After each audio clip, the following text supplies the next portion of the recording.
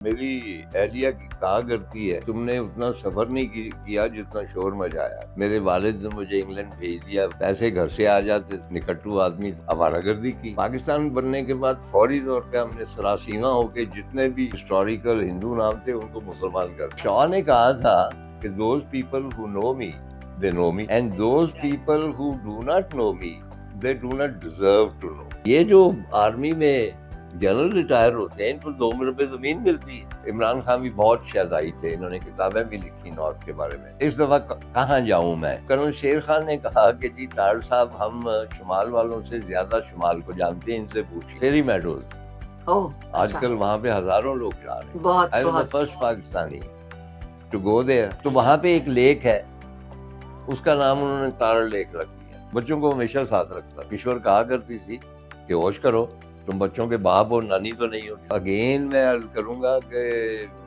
मैं उठाया नहीं जाना चाहता।